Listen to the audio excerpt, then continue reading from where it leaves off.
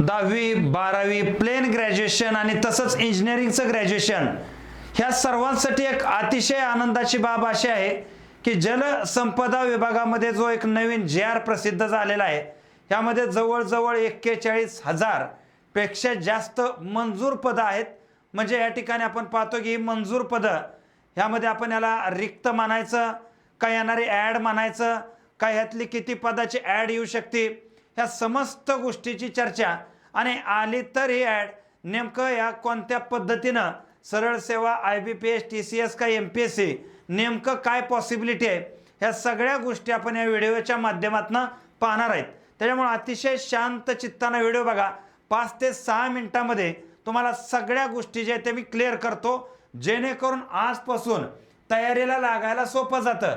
नाहीतर आता बघा अचानक कसं तलाट्याची ॲड आली मग आता ॲड आल्यानंतर आता काय व्हायना आता नुसती चिडचिड चालू झालेली आहे काहीच व्हायना का तर अगोदरपासून आपली चर्चा चालू होती ना किंवा ॲड येणार आहे पण आपण कमेंट टाकण्यात की असं काय होत नाही आणि जे विद्यार्थी सिरियस होते त्यांनी त्याच वेळेस अभ्यासाची सुरुवात केलेली होती आणि आता बऱ्यापैकी ते फ्लोमध्ये आहेत अभ्यासाच्या।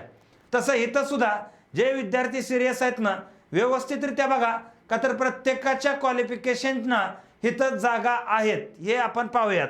तर पहिल्यांदा हा JR नेमका काय तो समजून घ्यावा।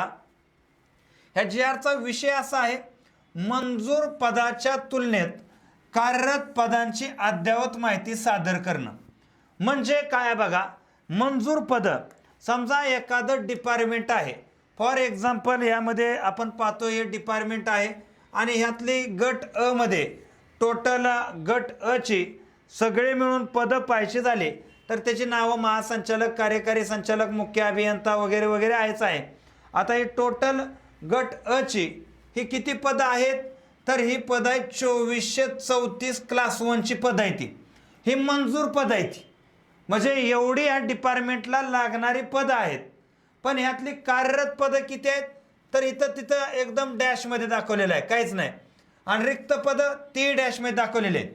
म्हणजे आता गव्हर्नमेंट पुढे काय असतं बघा तुम्हाला सांगतो या JR मुळे काय होतं तर इथं मंजूर पद आणि कार्यरत पद याचा रेशो काढला जातो की एवढी 10 पद मंजूर होती आणि त्यातली 5 पद आज ॲक्च्युअली जॉबवरती आहेत ती कार्यरत आहेत तर इथं 5 पद रिक्त आहेत। तर अशा प्रकारे 5 राहिलेल्या रिक्तमध्ये किती पदाची ॲडव्हर्टाइजमेंट काढायची ह्या संदर्भात ते डिपार्टमेंट चर्चा करताना वित्त विभागाला सांगतं की इमर्जन्सी लेवलला आम्हाला एवढी पदं भरायची आहेत। आता तुम्हाला ह्या JR मध्ये काय सांगितलेलं आहे की जलसंपदा विभागामध्ये अ ब क ड ही सगळीच्या सगळी जी पदं आहेत ही रिक्त पदांची म्हणजे मंजूर पदांची संख्या आहे। आता यातली किती पदं भरली जाणार हे अजून काय जाहीर केलेलं नाही परंतु यातनंच पदं भरली जातात हे पण तितकंच सत्य आहे का तर रिक्त पदांची संख्या जास्त तितकी ॲडव्हर्टाइजमेंट मोठी असते। आता क्लास 1 ची आपण पाहतो किती आहेत 2434 पदं। आता यामध्ये तहसीलदार आहे ह्याच्यामध्ये वरिष्ठ भूवैज्ञानिक आहे वरिष्ठ लेखाधिकारी आहे उपसंचालक कृषीचा आहे विद्युतचे आहेत कार्यकारी अभियंत्रिका मेकॅनिकलचे कार्यकारी अभियंत्रिका आहेत। म्हणजे इथं जर तुम्ही पाहायचं झालं ना ॲग्रिकल्चर असेल सिव्हिल असेल मेकॅनिकल असेल इलेक्ट्रिकल असेल जनरल ग्रॅज्युएट असेल अशा विद्यार्थ्यांसाठीही आहे। म्हणजे हे राज्यसेवेतनं भरली जाणारी पदं आहेत आणि राज्यसेवेतनं हे पदं भरताना प्रॉपर ॲडव्हर्टाइजमध्ये ॲड होतात ते।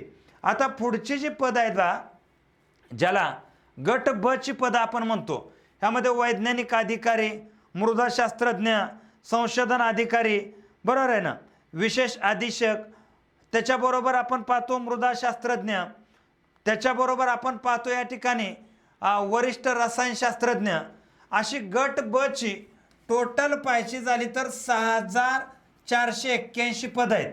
हे गट ब ची पदं आहेत आणि ही पदं ह्या ठिकाणी कंबाईन ही जी नवीन सेगमेंट हे अगोदर IBPS आणि TCS च्या माध्यमातून भरली जायची।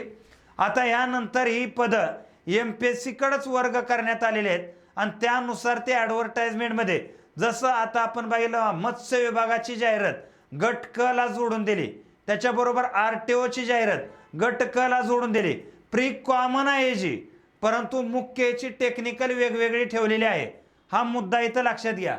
त्यानंतर गट क ची जर टोटल पदं पाहायची झाली, संशोधन सहाय्यक, सहाय्यक मृदा संधारक, अधीक्षक, परिसेविका, परिचारिका, त्याच्याबरोबर आपण पाहतो लिपिक. आता लिपिकची जवळजवळ 353 पदं आहेत, परिचारिकेची भरपूर मोठी पदं आहेत ती, परिसेवकची 65 पदं आहेत ती. त्याच्याबरोबर आपण पाहतो फार्मासिस्ट, औषध निर्माताची इथं पदं आहेत ती. म्हणजे थोडक्यात काय आहे, तर इथं जर आपण पाहायचं झालं तर गट क ची टोटल एकंदरीत ग्रंथपाल, त्याच्याबरोबर वरिष्ठ लिपिक 2900 पदं आहेत बा वरिष्ठ लिपिकमध्ये. अशा प्रकारे कृषी सहाय्यक 5 पदं आहेत ते. असं जर तुम्ही काढत आला तर इथं तुम्हाला एक लक्षात येईल की इथं गट क ची टोटल 23,786 एवढी पदं आहेत.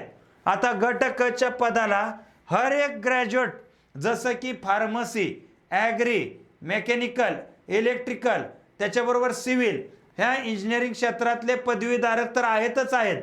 त्याच्याबरोबर जे कॉमन ग्रॅज्युएशन आहे, BA वगैरे झालेले हे विद्यार्थी सुद्धा ह्यातल्या भरपूर पदांसाठी पात्र आहेत, हा मुद्दा लक्षात घ्या. आणि तदनंतर गट ड ची इथं 10वी आणि 12वी हे क्वालिफिकेशन आहे गट ड साठी, आणि ती टोटल पद आहेत 8,671. अशी टोटल 41,367 एवढी कशाची संख्या आहे, मंजूर पदाची संख्या आहे. आता ही मंजूर पदं आहेत 41,667. आता ह्यातनं नेमकी रिक्त पदं जी ॲडसाठी लागतात, हे ॲडसाठी किती ठरवायची हे संबंधित विभागाचं काम आहे. आणि हे संबंधित विभागाचं ज्यावेळी डिक्लेअर होतं की एवढ्या रिक्तमधून एवढ्या मंजूरमधून एवढ्याची आम्हाला 20,000 ची ॲड काढायची, मग इथून पुढं त्याची प्रक्रिया सुरू होती. परंतु तुम्ही पाहायचं असेल की इथून पुढं प्रक्रिया सुरू व्हायला आता एकदा एक डिपार्टमेंटचा विषय झाला ह्या विभागाच्या, तर त्यानंतर ॲडव्हर्टाइजमेंटसाठी एक पोषक वातावरण बनतं. थोडक्यात काय, ही सगळ्या पदांसाठी आजपासून तुम्ही याची प्री नेहमी लक्षात ठेवायचं का, तर हे सगळं MPSCच्या माध्यमातूनच घेतलं जाणार आहे असं MPSCनं सांगितलेलं आहे. त्याच्यामुळं आजपासून थोडं थोडं तुम्ही प्रिलिमचा अभ्यास चालू करा, जेणेकरून येत्या कालावधीमध्ये तुम्हाला ह्याचा भरपूर बेनिफिट होऊ शकतो. तर ही बॅच आहे ती जॉईन करा, जेणेकरून तुमची ह्या परीक्षेच्या संदर्भातली संपूर्ण तयारी होऊ शकते. चालेल, तर ही माहिती देण्यात आली असावी अशी अपेक्षा मी व्यक्त करतो आणि इथं मी थांबतो. जय हिंद, जय महाराष्ट्र.